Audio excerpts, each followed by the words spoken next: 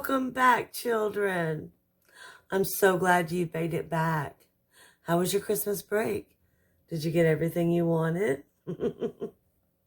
Just remember that if you didn't, there's a very good reason for it.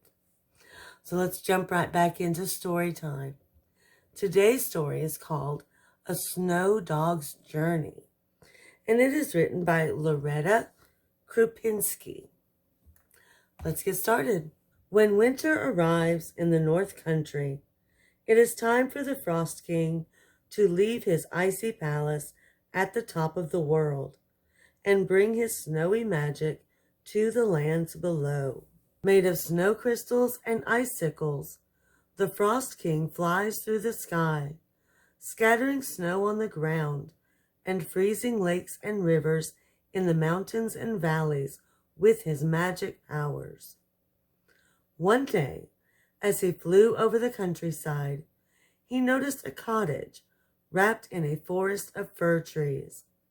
A little boy and his sister were playing outside, and their happy shouts rang out in the air. "Look, Anna, it's starting to snow," the boy shouted. "The Frost King must be flying overhead. Now we will have enough snow to make a snowman." Pressing handfuls of snow together, Anna said, "Owen, anyone can make a snowman. I want to make a snow dog instead." When they finished, they stepped back to admire their snow dog. "You are so handsome," said Anna. She chose 2 pebbles for his eyes and another for his nose. Then she threw her arms around him and said, "Oh, I wish you were real." Every morning, Olin and Anna raced outside to visit Snow Dog. One very cold day, the little girl wrapped her scarf around Snow Dog's neck. Olin found an old woolen cap to place on his head.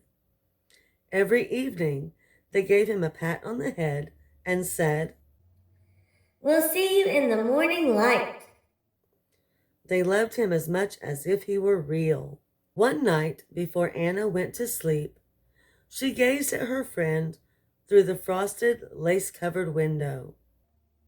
"Good night, Snow Dog," she said. His white coat twinkled like the stars under the brightness of the full moon. On the same evening, the Frost King flew overhead.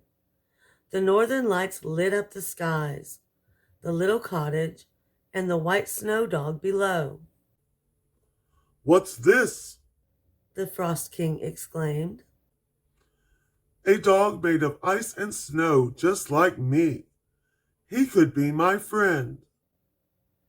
Leaning over Snow Dog, he blew gently on its nose. The Snow Dog blinked his eyes, shook his floppy ears from side to side, and wagged his tail. "Ruff, ruff," he barked. The Frost King laughed, and Snow Dog licked his hand. "Would you like to come live with me?" asked the Frost King. He picked Snow Dog up and flew into the night sky. Together they soared over the fir trees, back to the ice palace. The Snow Dog glanced back at the tiny cottage. "What about the children?" he wondered. The next morning, when Anna looked out the window, she saw Snow Dog was gone. There, on the snow, lay the scarf and the old cap. "Where did he go?" cried Anna. When her brother saw how upset she was, he tried to comfort her, but nothing would stop her tears. At last, when there seemed to be no right answer, he said, "Don't carry on so, Anna. He was never real anyway." "He is real. If you believe in something, then it's real," she replied, tears glistening in her eyes. "I know because he came to life in my dream last night. I even heard him bark," she insisted. She gazed outside, hoping to catch a glimpse of him running through the trees. But Snow Dog wasn't there. One evening, the Frost King and Snow Dog landed near an icy pond. Snow Dog saw a bonfire cast a golden glow as ice skaters circled the pond. He crept closer, hoping to see Anna and Olin. The Frost King turned in horror to find the Snow Dog watching the fire. Snow Dog, come away from that fire, He pleaded. The Frost King coaxed Snow Dog back to his palace. Snow Dog, I want you to know that, like me, you are made of snow and ice, and you will stay that way forever. We are not like the songbirds and the beasts, for we do not have hearts. If you come too close to fire's yellow flickering flames, you will melt and become nothing more than a puddle of water. That night, Snow Dog lay down on his ice bed and thought about the Frost King's words for a long time. He had believed he was a real dog, for he could run and chase and wag his tail, just like other dogs. But now he realized he was only made of snow and had no heart. His thoughts turned to the children. I gave them nothing, and they loved me anyway. I wasn't a real dog, but they treated me as if I were. He sighed. Later that night, as the Frost King slept, Snow Dog left the ice palace. Flying up in the air was great fun, and I'll miss the Frost King. But I want to go home, to be with Anna and Olin, He said. I want to be a real dog. His paws were soon caked with ice, and his ears were cold. But Snow Dog kept going. The distant mountains disappeared in the darkness. For many days and nights, he searched for the cottage that was once his home. All the mountains looked alike, and Snow Dog grew sad. Will I ever find the children again? He wondered. Finally, he spotted their cottage.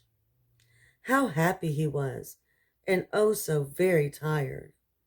He lay down to rest and wait for dawn. When Anna woke that morning, she saw the large dog lying outside her window. His coat was matted with snow and ice, but Anna knew at once who it was. Snow Dog is here. She cried out to Olin. Let's get him inside where he can warm up. Quick! They pulled him inside to a cozy spot in front of the fireplace, where the yellow flickering flames danced. Snow Dog was too tired to worry or move. Content to be back home at last, he fell asleep. Anna sat by his side all day as the ice from his white coat melted into a puddle of water. When Snow Dog woke, he saw the yellow flickering flames of fire. There were puddles of water on the floor. Quickly he leaped up, but instead of melting, his coat of snow and ice had turned to silky fur, and he had real eyes and a real nose. He was so happy, he wagged his tail and licked Anna on her cheeks. My dream came true. Now you are a real dog, said Anna, giving him a big hug. And for the first time, Snow Dog could feel his heart beating from the warmth of his love for her. You can live with us forever, she said. Would you like that? Snow Dog barked. Ruff, ruff. He was finally a real dog, and he was back home with the people he loved and who loved him back. Anna made him a cozy bed, and he slept peacefully in the dim light of the cooling embers of the fireplace. Later that night, the Frost King came looking for Snow Dog. Peering through the window, he saw his soft, silky fur as he lay sleeping. The dog is now real, he thought. This is a magic power I don't have. Lying in the snow were 3 round pebbles. the eyes and the nose of Snow Dog. The Frost King picked them up and dropped them into his pocket. He looked longingly through the window, and then, with a sigh, he rose up into the night, scattering a deep snowfall before vanishing into the folds of the northern lights. The next morning, Anna gazed out onto the freshly fallen snow. "The Frost King was here last night," she exclaimed. "and I think we have enough snow to build a snow cat." So they did. The end. Such a lovely story. I hope you enjoyed it too. Do you think that Snow Dog and Snow Cat got along? I certainly hope so. All right, children. Before you leave, be sure to hit like and subscribe so you don't miss a single story time with me, Mrs. Claus. See you in the next one.